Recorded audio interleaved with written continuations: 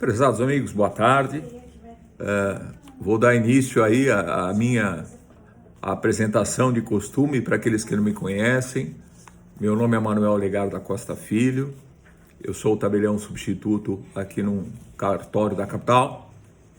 E dentro dessa serventia, com um grupo aí de colaboradores, de colegas, formamos aí um grupo de estudos que carinhosamente eu batizei como Nestas Notas, e como proposta também de uma outra colega, como uma espécie de curso de formação continuada. Em que sentido?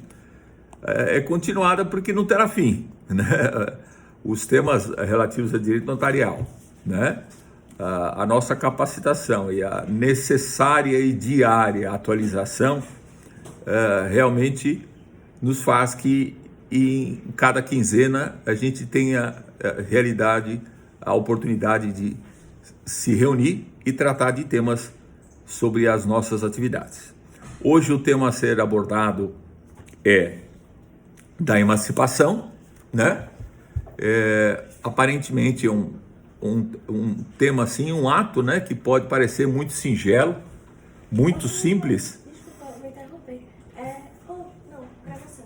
Essa prática eu estou muito triste e não conseguirei participar. Tá bom, imagina. E então pode parecer muito simples, mas ele, na verdade, antes da gente começar a tratar, né, sobre a lavratura de vocês, uma escritura de emancipação, nós vamos ter que, é um tema que, na verdade, nos obriga a voltar aí aos tempos dos bancos da universidade e rever algumas lições de direito material, principalmente direito civil, na parte geral, né? Porque quando nós estamos falando em emancipação, nós estamos falando de um ato jurídico pelo qual nós vamos antecipar aí, né, a aquisição da maioridade. E quando a gente trata de maioridade, nós estamos consequentemente tratando de uma capacidade civil plena para os atos da vida civil. Então, se essa aptidão, esse ato, né, que vai nos permitir aí a dar essa condição, né, essa maioridade e consequente capacidade civil plena, nós temos que guardar e relembrar alguns temas da parte geral que eu quero tratar com vocês só a título de recordação. Os senhores devem se lembrar do artigo 1º lá do Código Civil, que toda pessoa é capaz de direitos e deveres na ordem civil. Segundo a doutrina, este artigo 1º trata de uma capacidade que nós conhecemos no direito como capacidade de direito ou de gozo, né? Vocês devem lembrar nos tempos da universidade, né, que é aquela inerente a todas as pessoas. Capacidade essa que nós adquirimos com o nascimento, com vida, né? Vocês devem se recordar isso, essa capacidade de direito. E temos também, de outro lado, a chamada capacidade de fato ou de exercício, né? Essa capacidade de fato ou de exercício, na verdade, ela se relaciona ao exercício de direitos, ou seja, a capacidade de fato ou de exercício para a prática dos atos da vida civil. E é aqui que estamos tratando essa capacidade, né? Através da emancipação, nós vamos adiantar esta capacidade plena para que esse menor de 16 anos obtenha capacidade para os atos da vida civil. Tá bom? Então, é sempre interessante a releitura da parte geral do Código Civil, principalmente a partir do artigo 1º e o artigo 3º, 4º, 5º, né? O 3º e 4º vai trazer o rol dos chamados absolutamente incapazes, né? O artigo 4º dos relativamente incapazes, uma releitura obrigatória, principalmente em razão do Estatuto da Pessoa com Deficiência, que praticamente de forma radical alterou, né, a redação desses dois artigos, E o artigo subsequente é o tema aí do nosso bate-papo aí de hoje sobre a emancipação, tá? Então, feitas essas considerações, recordando então os conceitos de capacidade de direito ou de gozo, capacidade de fato ou de exercício, né? Eu também permito relembrar mais um outro item também interessante, que às vezes é uma capacidade especial, né? Que não é nem a de fato, nem de exercício. É uma realidade que os senhores enfrentam diariamente aí na lavratura dos atos notariais, que é a chamada legitimação, né? Porque a capacidade não se confunde com legitimação. Por quê? O que é a legitimação? É a capacidade de direito? É a capacidade de fato? Não. A legitimação se configura como uma capacidade especial para a prática de determinados atos. Por exemplo, a outorga conjugal, né? Ou aqueles que preferem usar marital ou uxória, né? Ou prestada pelo marido ou pela esposa, né? Nos atos de uma compra e venda, né? Se esse ato aí reclama esta anuência desse cônjuge, independentemente se ele está participando ou não da transação, né? Então, é a mesma coisa de um outro item do Código Civil, né? Quando tratamos da venda de ascendentes para descendentes, né?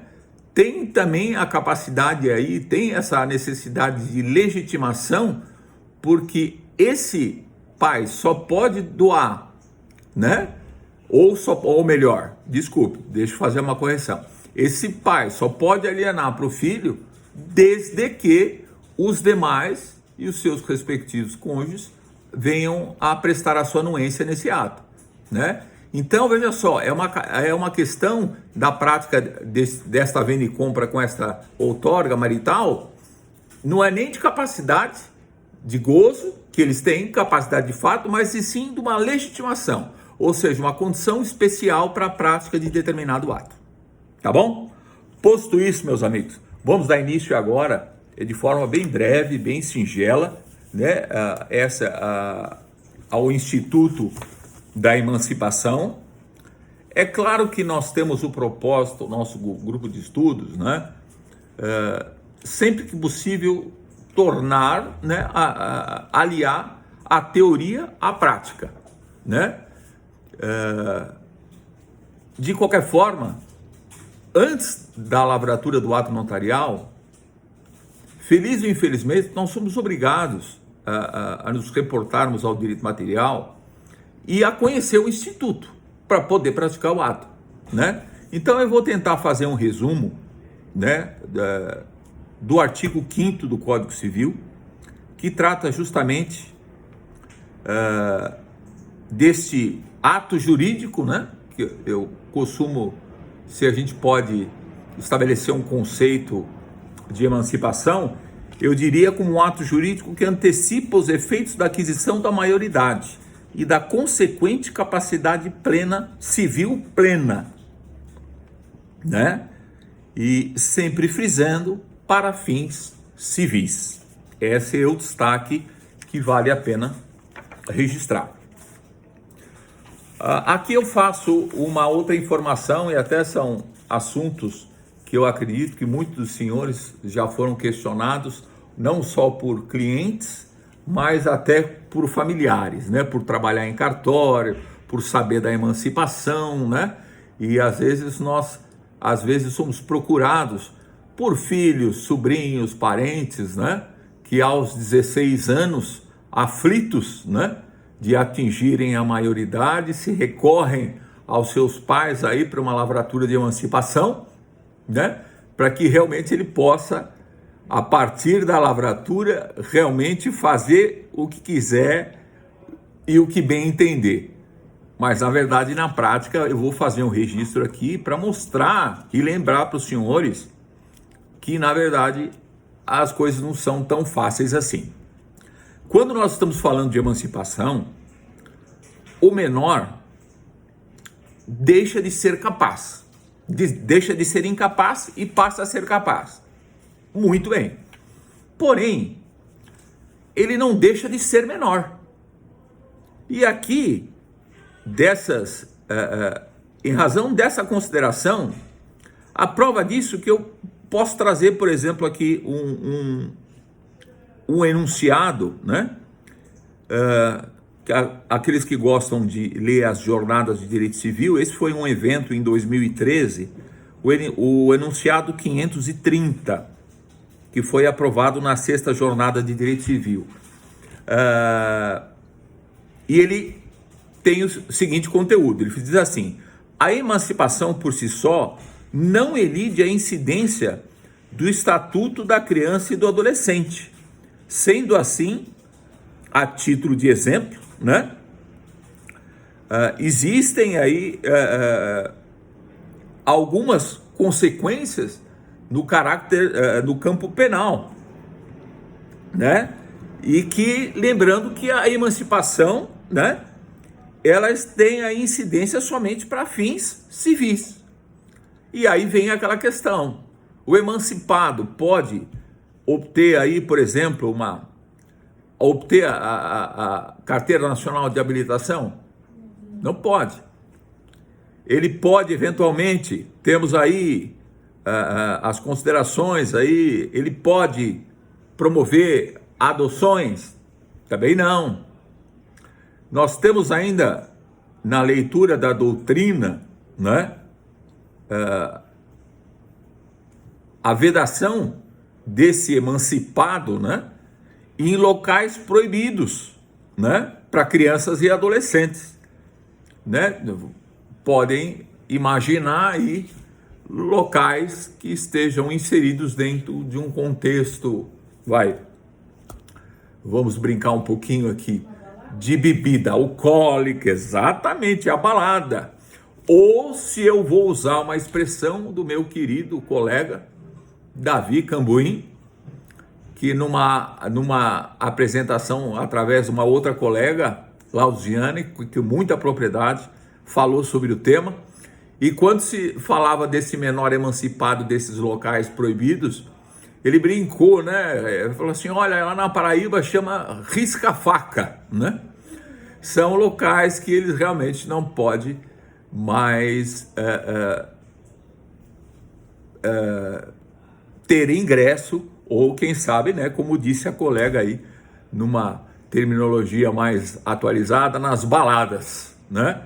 Então é importante fazer essas observações, né, essa brincadeira da CNH, né, da adoção, da proibição de lugares, só justamente para mostrar que a emancipação tem esse viés, né, que envolve questões meramente civis ou privados.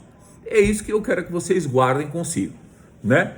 E se vierem esses questionamentos sobre outras questões, nunca esquecer, o fato dele ter se tornado capaz para os atos da vida civil não deixa ele de perder essa condição de menor. Tá bom? Muito bem. Diante disso, eu vou propor aqui uma leitura, né? Que nós vamos falar agora das espécies de emancipação, né? A principal delas, que é da nossa atribuição, é justamente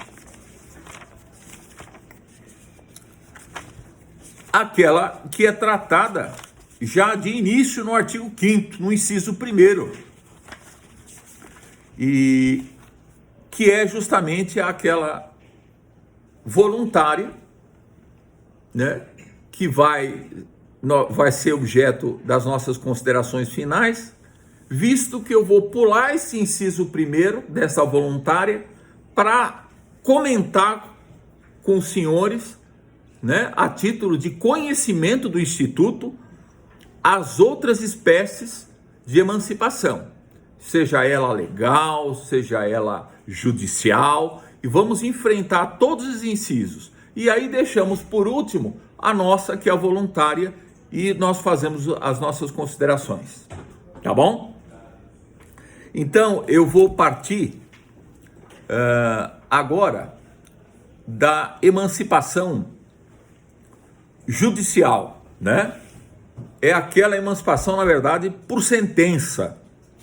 Imagine os senhores que um dos pais não concorda com a emancipação contrariando a vontade do outro. Por exemplo, o que faz a parte? Pode promover essa emancipação, promover o poder jurisdicional e obter essa emancipação? Pode, né? Essa emancipação judicial, ela está prevista no parágrafo único, inciso 1, tá? Sobre ela, o que eu tenho a dizer aos senhores, que eu gostaria que vocês gravassem, quando estamos falando em separação por sentença, tá? Então aqui a sentença, né, afasta a possibilidade de qualquer outro tipo de lavratura de escritura. Ela por si só já constitui a maioridade. Nunca esquecer também, com relação mesmo a voluntária, que é a nossa lavrada nos cartórios, né? Como a judicial, ambas, isso é algo que é extremamente necessário, o conhecimento. A necessidade do seu registro junto ao oficial de registro civil das pessoas naturais, mais especificamente no livro E, né? Então, aqueles que têm aí também, né, o convite que eu faço sempre a todos, né? A gente, quando fala os nossos encontros, eu sempre me socorro, né? Não só do direito material, que eu trago e comento, incito os senhores a estudarem, a relerem, mas também a leitura das nossas normas de serviço da Corregedoria Geral da Justiça. Da mesma forma que nós temos um capítulo do tabelião de notas, nós temos lá um capítulo específico ao oficial do registro civil das pessoas naturais. E lá está a previsão do registro da escritura de emancipação, inclusive dessa sentença judicial, no livro E do registro civil das pessoas naturais, né? Isso, aqueles que querem obter um fundamento legal, o fundamento é a Lei de Registros Públicos, a Lei 6.015/73, mais especificamente no seu artigo 107, parágrafo 1º. Tá bom? Então, na verdade, sempre lembrando, com relação a essa emancipação por sentença, idade, 16 anos, tanto a sentença deve ser objeto de registro, e ainda avanço ainda um pouquinho mais. Esse registro, segundo a melhor doutrina, ele tem um caráter constitutivo. O que eu estou querendo dizer com isso na prática? Que essa sentença por si só, ou a nossa lavratura de escritura por si só, não constitui a aquisição da capacidade. Essa aquisição da capacidade está condicionada ao registro no livro E do oficial do registro civil das pessoas naturais. Tá bom? Então, com relação a essa emancipação por sentença, também não encontramos muita dificuldade. Agora eu vou tratar de uma segunda modalidade que os senhores também podem ser questionados, né?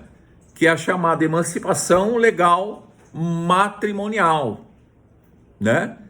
Que ela é prevista no parágrafo único, inciso 2 do artigo 5º do Código Civil, né? Então aqui nós temos a questão, né, da emancipação que ocorre com o casamento do menor com idade núbil. Idade núbil, por favor, registrem, né? 16 anos.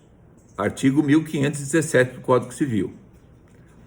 Aqui eu faço uma ressalva que já não mais existe em nosso ordenamento, em razão de algumas alterações, de casamentos de menores de 16 anos, né? Antes havia algumas hipóteses, né, no âmbito penal, vocês devem se recordar, mas todas essas normativas estão prejudicadas e sempre lembrando, fica à vontade, sempre lembrando que essa emancipação através do casamento, né, exige o quê? A idade núbil de 16 anos. Pergunto aos amigos, muito bem, se o casamento emancipa, o que acontece com o divórcio? O divórcio posterior, ele, ou então, vou mais além, a viuvez deste menor que casou, ficou viúvo ou se divorciou? O que eu estou fazendo, incitando os senhores que respondam comigo? Que eu quero que diante desses questionamentos, os senhores possam afirmar com tranquilidade e dizer, fala Manuel, se uma vez um dia eu for questionado, esse menor emancipado, uma vez divorciado, uma vez viúvo, não implica retorno à sua incapacidade. Isso é o mais importante para os senhores guardarem, tá? Então, o fato da emancipação obtida através do casamento não tem aí esses dois temas aí que vão implicar no retorno à incapacidade. Aqui eu só faço, só a título de curiosidade, é mais uma questão doutrinária, né? Mas também, quando os senhores estiverem aí lendo aí os seus manuais de civil, vocês vão ver que a doutrina tem duas posições com relação ao casamento nulo, né? Nós temos hipóteses específicas aí do casamento nulo. Aí nós temos aí duas correntes. Uma doutrina faz com que se torne a situação do casamento nulo, ele retorne como na condição de incapaz. Essa é uma primeira corrente. Fala, não. Anulação é uma coisa, nulidade é outra, exatamente. Há quem sustente que o casamento nulo faz com que se retorne à situação de incapaz. Ou seja, torna-se o quê? Revogável a emancipação. E, só para a gente finalizar, uma segunda doutrina, um pouco mais branda e eu posso dizer mais atualizada, ela diz que tanto a nulidade como a anulabilidade, a emancipação persiste, desde que, segundo os doutrinadores, este casamento tenha sido contraído de boa fé, né? Então, para essa corrente doutrinária, mesmo o casamento nulo, se contraído de boa fé, ele não tem o condão de desfazer, né, essa autorização de capacidade. É o que muitos chamam, vocês já devem ter escutado essa expressão, como casamento putativo, né? É justamente essa hipótese do casamento nulo, mas aí dessa parte da doutrina, né, que fala que a emancipação, mesmo diante do casamento nulo, ela persiste. Tá bom? Também tranquilo, né? Vamos agora para uma outra hipótese de emancipação. É a chamada emancipação legal por exercício de emprego público efetivo. Pois não. Só para tirar um questionamento. Pois não. O casamento emancipa, perfeito. Casamento emancipa. Uma união estável, a gente dispararia o casamento para emancipar? Não, exato. Muito pertinente. Muito pertinente. Não existe a possibilidade, né, dessa constituição da união estável. Também não. De emancipação antes da união estável. Exato. Perfeito? Perfeito. Então, sempre agradeço o colega que sempre com colocações muito oportunas E realmente a gente tem que tratar com relação a essa questão matrimonial, né? Não só da questão do divórcio, mas também essa questão da união estável, né? E então, vamos prosseguir com o exercício do emprego público. A gente certamente vai trazer na memória, né, lá da faculdade, não, aquele que conseguiu a aprovação num concurso público, né, atinge aí a maioridade, que também é uma emancipação que decorre da lei, uma emancipação legal, por exercício de emprego público efetivo. Ela está prevista no parágrafo único, inciso 3º, né? E, na verdade, como ela, a gente traz com a gente aquela ideia só do concurso, mas eu quero trazer para os senhores, segundo a melhor doutrina, que essa regra de incapacidade por exercício de emprego público deve ser interpretada a todos os casos envolvendo cargos ou empregos públicos. Então, não necessariamente o concurso, né? A única condição que faz a doutrina é que haja aí uma nomeação definitiva, tá? Então, quando eu estou falando de emprego de exercício público, e desde que haja uma nomeação definitiva, eu quero responder aos senhores que com esse registro ficam afastadas as hipóteses de serviços temporários ou de cargos comissionados. Vocês estão de acordo? Né? Então, se para o reconhecimento desse tipo de emancipação é o exercício de emprego público efetivo, né? Então nós estamos levando em consideração cargos ou empregos públicos desde que haja nomeação definitiva, tá? Somente nessas hipóteses nós temos aí essa outra modalidade de emancipação. Perfeito? Vamos seguir.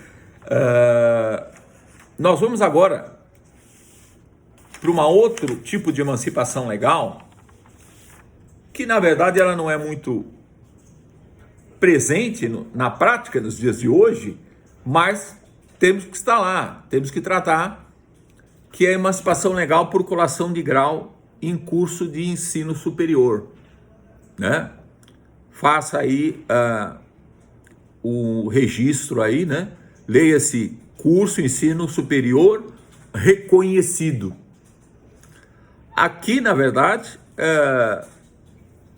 aos 16 anos, né, até antes de completos 18, conseguir concluir, né, um curso de ensino superior é quase que, né, difícil na prática, né?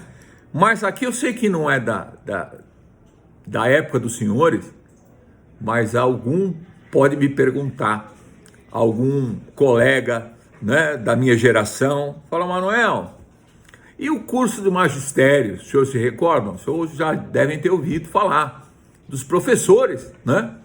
O magistério, na verdade, ainda mais a geração mais antiga, esse curso do magistério era, na verdade, conhecido como um curso normal, né?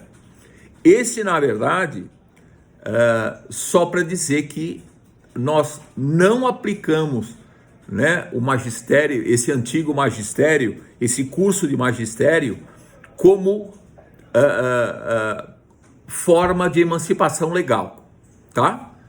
A emancipação legal, nos termos aí do inciso 3º, parágrafo único do artigo 5º, fica adstrito realmente à colação de grau em curso de ensino superior, tá bom? Isso é apenas mais um registro, né?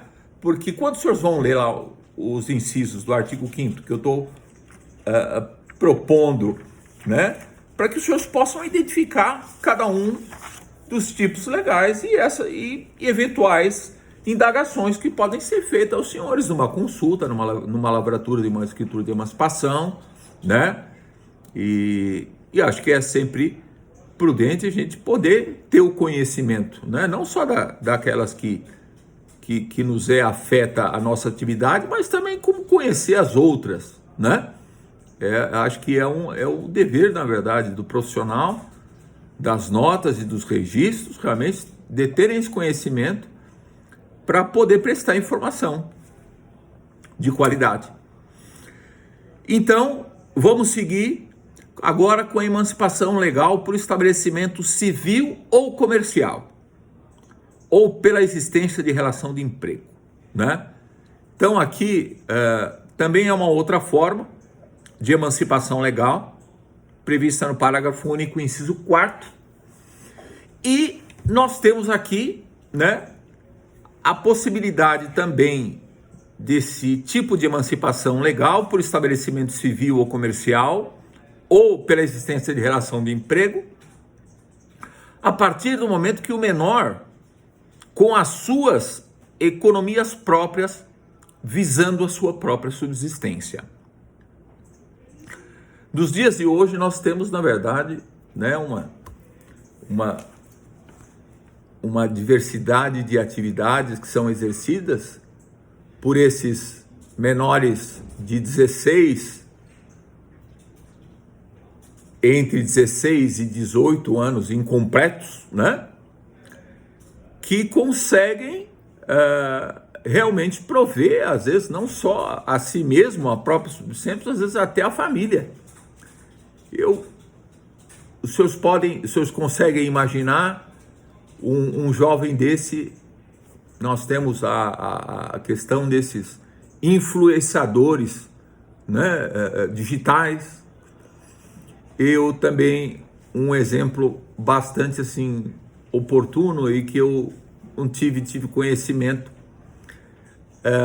que eu tinha um colega do cartório de origem que era DJ, né? E ele sempre comentava comigo também, ele era cartorário, também era DJ, e sempre comentava comigo, né, que ele estava sempre espantado, né, com esses jovens, né, atuando nessa condição e percebendo valores que eu posso dizer para os senhores que são muito altos e que lhe dão uma condição, eu falo, não só de prover a própria subsistência, mas até da família inteira. E dentre outras atividades, né? Hoje nós temos uma gama aí de oportunidades que dá a ele essa condição, né? Tem algumas condições, né, desse reconhecimento judicial, né, para que se possa haver o reconhecimento dessa economia própria, né? Aí haverá aí o magistrado para fazer essa avaliação se realmente, né, esse menor reúne toda essa condição, né, de economia própria, que é a palavra mágica, para a própria subsistência, tá? Sendo um outro tipo aí de emancipação legal. Senhores, essas considerações iniciais sobre outras formas de emancipação, eu não poderia deixar de fazer o registro delas, muito embora que ela fuja aí do espectro das nossas atribuições, mas o conhecimento do Instituto pleno é sempre recomendável. Muitas dúvidas podem surgir, tá? É claro que nós vamos tratar agora do tipo de emancipação que os senhores vão praticar aqui no tabelionato de notas, né? Que é chamada emancipação voluntária parental, tá? Então aqui os senhores têm que ter em mente os requisitos para essa escritura, lembrando que essa emancipação se dá por concessão de ambos os pais, lembrando que essa autorização dos pais decorre do poder familiar, né? Ou para aqueles que preferem a terminologia antiga do pátrio poder, né? Ou de um deles na falta de outro, né? Isso aí é bem claro também. Existe a possibilidade, né? Os senhores podem se deparar, né, com autorizações que a gente faça para a lavratura de algumas escrituras, em que às vezes pode comparecer apenas um dos pais alegando, né, a falta de conhecimento, né, do paradeiro do outro pai, está em lugar incerto e não sabe, sem contato, né? E existe em tese a possibilidade da lavratura da escritura. No entanto, aqui, já que nós estamos falando do poder familiar, né, um na falta do outro, é uma responsabilidade muito grande na lavratura dessa escritura, porque os senhores hão de perquirir, antes de conversar, né, com um desses personagens que vão comparecer no cartório, se realmente não tem conhecimento do outro, ou do pai ou da mãe, não tem conhecimento de onde esteja, se está vivo ou não. Por quê? Porque se no futuro este pai preterido ou esta mãe aparece e toma conhecimento, ela pode promover medidas contra esse que emancipou de forma unilateral. E aí é responsabilidade civil, tem um impacto aí patrimonial, né, do que esse ato pode ter gerado ou causado. Isso também se estende para abandono parental? O abandono parental, muito bem. Essa questão do abandono parental, ela é tratada, né, como um tema do direito das famílias, né, que nós estamos aí colocando, né, determinadas pessoas, né, que em razão do abandono afetivo, né, perdem aí às vezes a guarda, né, são questões relativas aí ao abandono. Mas eu posso afirmar para a colega, o abandono afetivo não tem o poder, mesmo que reconhecido, do chamado poder familiar. Por quê? Está um pouco incoerente.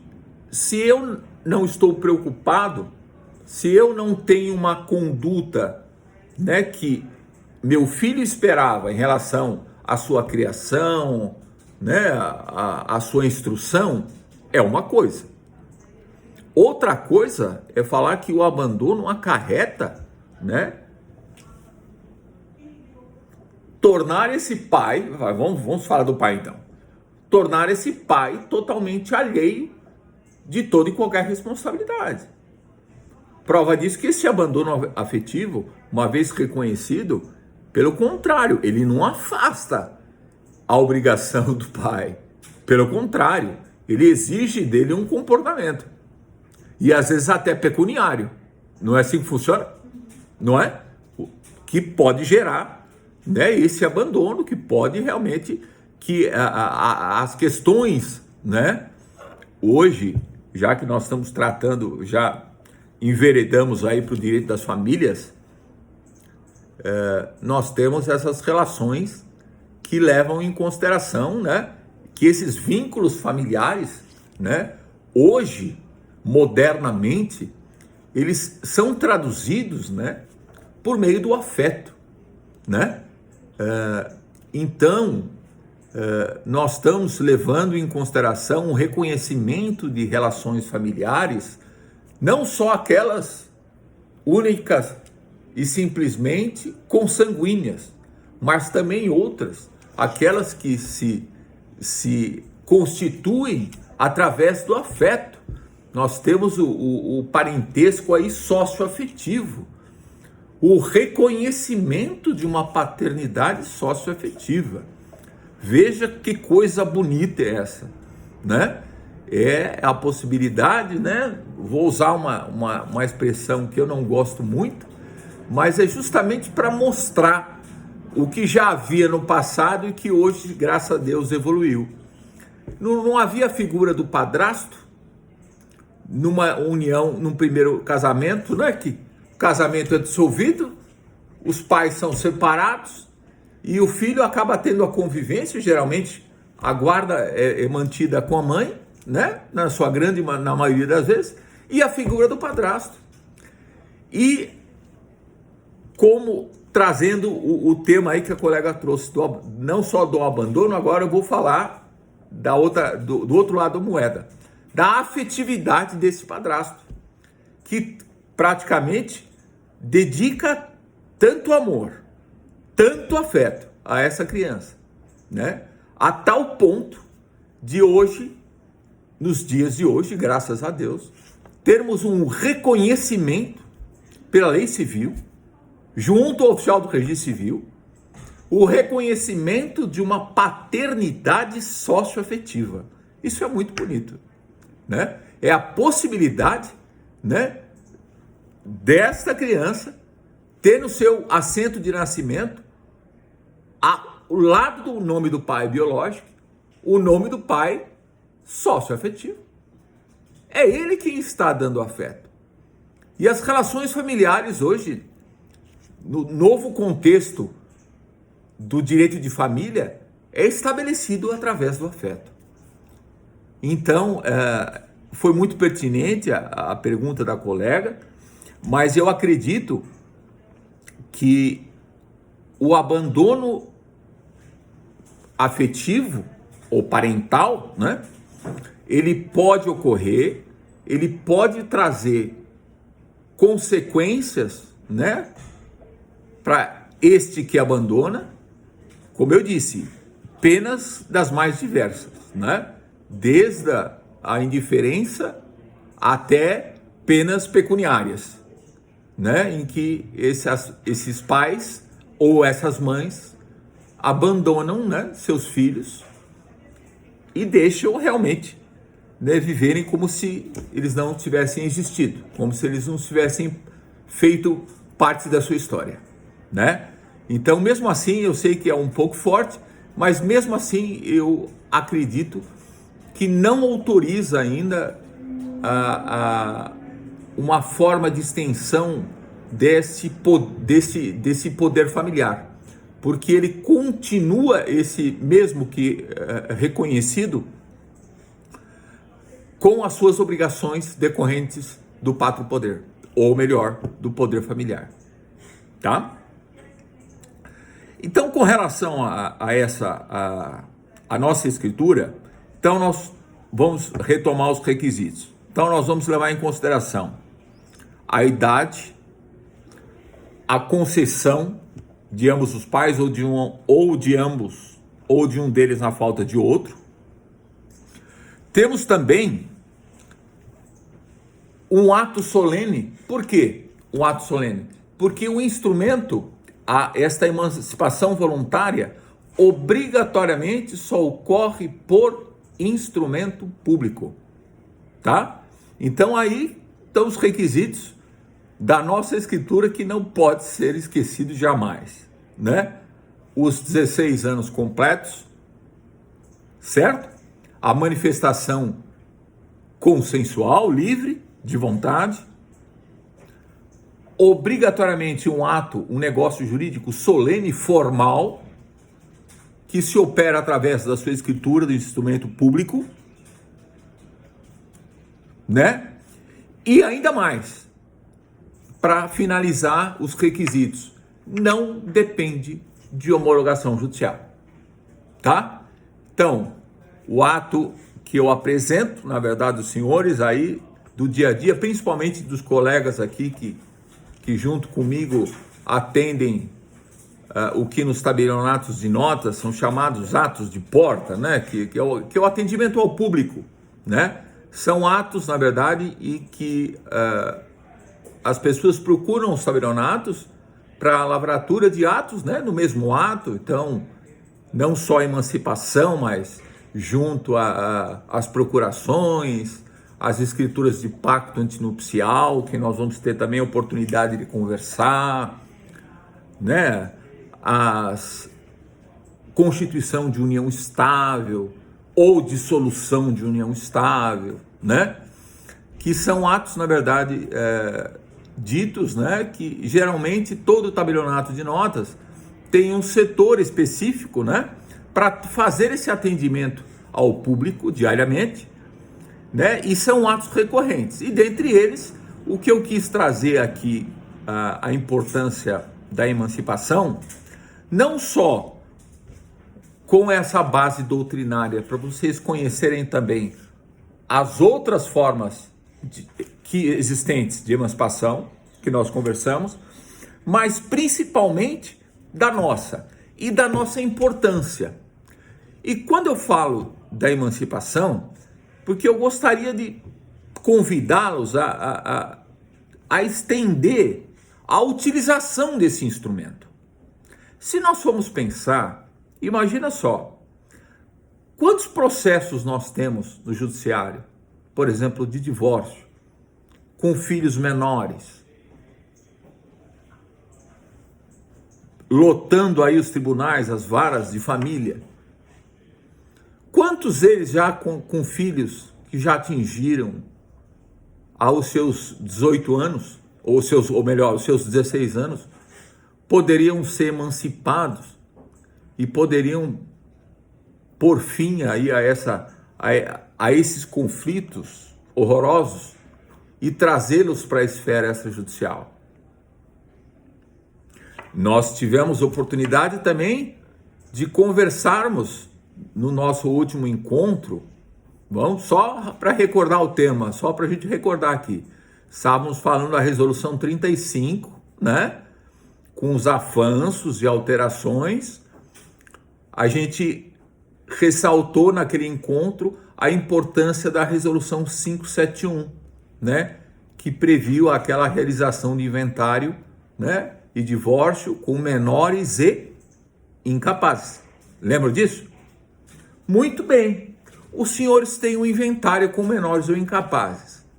Os senhores devem se recordar que o inventário com menor de 16 anos reclama, lembra? A manifestação do Ministério Público. Lembra? A obrigatoriedade de uma partilha igualitária, ou, nas palavras da resolução, uma partilha ideal. Lembra? Quando há um inventário com menor, não é possível fazer atos de disposição. A partilha tem que ser igualitária. Então, houve o falecimento, então o cônjuge sobrevivente com o seu quinhão, com a sua ameação, e os herdeiros com seus quinhões hereditários, sempre de forma igualitária. Naquela oportunidade, nós até conversamos, né, que isso foi uma imposição, isso de uma certa forma deixa algumas famílias com um certo desconforto, como eu comentei, né, porque às vezes essa partilha vai induzir, né, alguns, por exemplo, de imóveis, que é a nossa realidade, condomínios, né? Imagine, né, que eu até brinquei no nosso último encontro, eu falei, imagine um inventário com 3 filhos e 3 imóveis. Todos, em razão do menor, vão ficar sócios dos 3. Não seria mais prudente, né? Até comentei, né, pegar um imóvel de maior valor ou de maior renda e destinar a esse incapaz? Será que o Ministério Público não poderia relevar essa condição? Não, eu acredito que nós vamos avançar nesse sentido. Mas por que eu trouxe essa questão? Porque se nós temos um inventário com incapaz de 16 anos e existe a possibilidade deste menor ser emancipado, o que vai acontecer com o seu inventário? Vai dizer adeus ao Ministério Público. Estamos tirando o Ministério Público do nosso pé e estamos dando a liberdade para o cônjuge sobrevivente, para os demais herdeiros, promoverem uma partilha de acordo da maneira que eles bem quiserem. Na medida em que aos 16 anos ele vai ser emancipado. obtém, então, lembra, né? Capacidade plena civil para fins, lembram sempre, civis, fins civis ou privados. Então, veja só, um instrumento que às vezes é pouco comentado e até nem estudado por muitos colegas, né? Porque às vezes não dão a importância para o Instituto da Emancipação que é devida e que às vezes certas situações, né? A todos os senhores no uso das suas atribuições como prepostos do tabelião na lavratura dos seus atos, uma ferramenta que você pode trazer à disposição, né, de uma família com menor que preenche os requisitos da nossa chamada emancipação voluntária, né, que ela é a prevista no parágrafo único, inciso 1, tá? É a primeira delas. Eu deixei para falar ela no final, para tratar dos outros tipos de emancipação judicial, legal, mas para falar dessa voluntária, que é o que nos afeta. E para concluirmos o nosso encontro de hoje, para não avançar muito no tempo e ser fiel ao relógio, eu gostaria apenas de trazer algumas considerações sobre a natureza da escritura pública. Vocês podem me perguntar, Manuel, qual a natureza da escritura pública de emancipação? Qual o caráter dela? Ela tem caráter constitutivo? Aí eu vou ser obrigado para os senhores a chamar a atenção, senhores, que a emancipação, como outros institutos, por exemplo, que também recaem lá no oficial do registro civil das pessoas naturais, como a interdição, o registro da sua escritura, do livro E, ele é obrigatório. E eu digo ainda mais, esse registro, junto ao oficial do registro civil das pessoas naturais, lá no livro E, ele sim tem caráter constitutivo. É esse registro que dá a esse incapaz se tornar capaz, tá? Então, é muito importante que, a semelhança de outros atos praticados notariais, que nós, de forma, às vezes até muito comum, nós traçamos, tem o preâmbulo, o dispositivo, geralmente deixamos na parte final do ato notarial algumas recomendações, não fazemos isso? Por exemplo, aquele que vem lavrar o pacto antinupcial, né, e vem adotar o regime de bens. Nós lavramos este negócio, o ato notarial, e no final lá, nas orientações finais das partes, nós falamos que eles devem produzir, né, promover, dentro do prazo de 90 dias, o início do processo de habilitação do casamento. E aqui eu faço o mesmo convite. Ao lavrar a emancipação, também lembramos, né, ao outorgante, né, aos pais, que esta escritura deverá ser encaminhada ao oficial do registro das pessoas naturais, no livro E, por força de disposição legal, que é a Lei 6.573, né, como eu já comentei, que é a Lei 6.573, que é a chamada Lei dos Registros Públicos, né? Então, escritura de emancipação sem registro no livro E não é escritura, tá? Por fim, gente, só que a gente possa finalizar, mais uma vez aqui nessa emancipação voluntária, não temos a questão, né, da homologação judicial, né? Então, que fique bem claro para os senhores esses 4 itens aí que nós comentamos, né?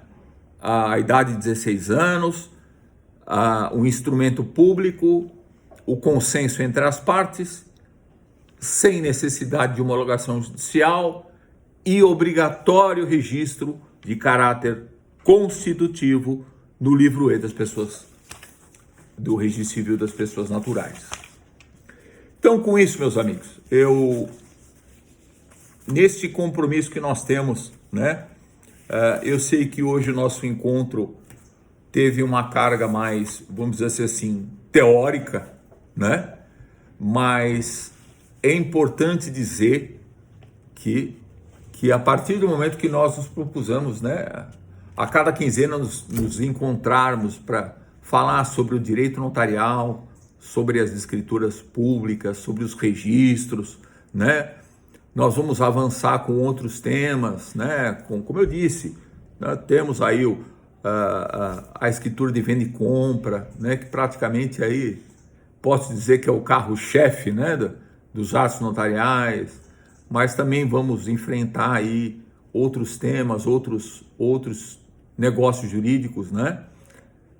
Para que a gente possa realmente reconhecer, né? E ter, né? Como que foi alargada a competência do tabelião de notas ao longo desses anos, né? Eu fiz aquela linha do tempo com vocês, que cada vez mais se atribui ao notário, ao registrador, né? Tarefas que até então eram restritivas, né? Dos magistrados. E nós temos cada vez reconhecida a importância da nossa atividade. Então, diante dessas novidades, o compromisso que eu assumi com todos os amigos, que com muita estão aqui mais por conta da minha amizade do que da minha capacidade de compartilhar alguma coisa com vocês. Vocês estão realmente prestigiando os nossos encontros, mas na verdade eu sempre gosto de trazer, de remeter, né, essa ideia de formação continuada, porque nós temos que obrigatoriamente, né, não só na excelência do atendimento ao cliente, né, do tabelião, né, a prudência notarial, o tratamento cortês, né, a nossa capacitação, né, o nosso estudo diário, a nossa atualização, né? O meu propósito de trazê-los aqui a cada quinzena é trazer não só as novidades, mas ao mesmo tempo instigar, né?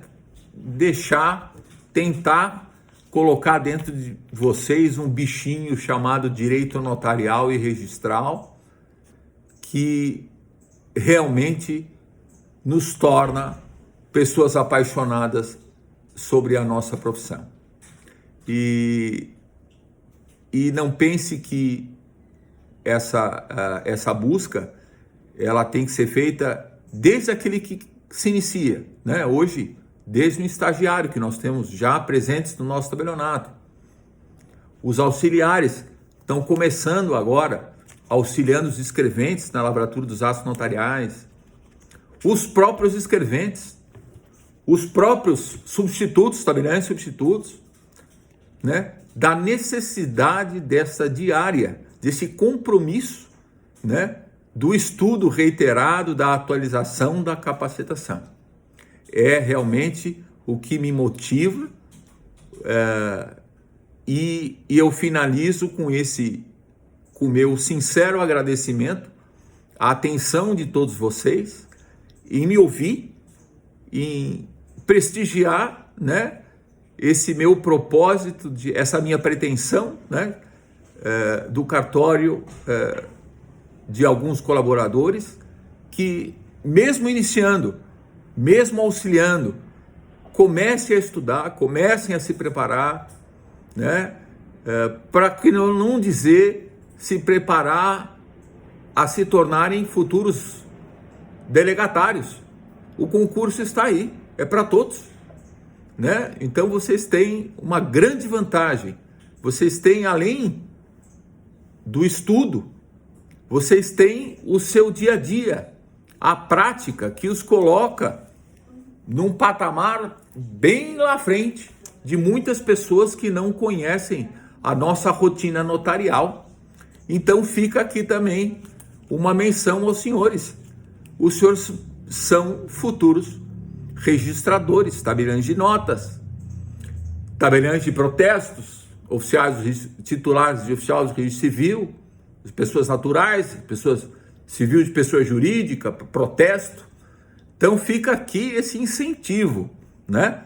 Então, por mais que esse nosso encontro hoje teve uma carga um pouco mais teórica do que prática, mas não se esqueçam que a teoria, a doutrina, uma boa doutrina atualizada, ela é sempre bem recomendada e ela deve fazer parte do nosso dia a dia. Haja vista que se não fosse ela a nos ajudar a enfrentar muitos temas do dia a dia do cartório, né? Que nós temos que se socorrer dos nossos manuais ou às vezes até das nossas normas de serviço, que eu mais uma vez convido aos senhores à leitura diária e atualizada das normas de serviço, né? Pode parecer até repetitivo, mas não é. Vocês vão se tornar profissionais diferenciados na medida que vocês se comprometerem e terem essa noção que esse comprometimento no tabelião de notas é diário. E é o que eu faço um registro aqui também ao nosso tabelionato, que tem também um compromisso institucional nessa formação. Eu faço um elogio não só ao cartório, ao titular do cartório, que é de uns poucos tabelionatos da capital que estabelece um plano de carreira, incentivando esse auxiliar a estudar, a fazer uma prova, a se tornar escrevente, a avançar na carreira. Então, eu acredito que eu me sinto muito confortável e muito feliz em estar aqui num tabelionato com esse perfil, né? Porque cabe um registro, não é propaganda, mas na verdade é um agradecimento, porque realmente o Cartório Toledo é uma das referências, para não dizer, uma referência nacional, né? Em termos de um padrão de tabelião de notas, né? Enfim, um atendimento de excelência, com segurança jurídica, celeridade, profissionais capacitados. A prova disso é que estamos aqui reunidos em uma hora, tratando sobre o nosso grupo, que eu carinhosamente estou chamando nestas notas. Que a gente possa fazer, para que cada um dos senhores possa fazer a sua própria história nestas notas. Começando com auxiliar, estagiário, escrevente, pleno, escrevente 1, 2, 3, pleno, gestor, substituto, e quem sabe, né, eu ter a oportunidade de bater a porta de um dos senhores para obter uma colocação como substituto dos senhores, né? Quem sabe é uma porta que eu vou ter aberta aqui, que certamente eu acredito que não só daqui desse grupo dessas notas, por certo sairão muitos tabeliães e muitos registradores aí, seja de São Paulo, seja aí em qualquer parte do território nacional. Capacidade de todos vocês, com certeza eu acredito que vocês possuem. Então, é só despertar esse bichinho, continuar, que os senhores não vão se arrepender, né? Eu confesso a você, eu finalizo aqui, a prova viva disso é que neste ano de 2025, eu completo 39 anos de atividade notarial. E eu confesso aos amigos, esse bichinho ainda está vivo.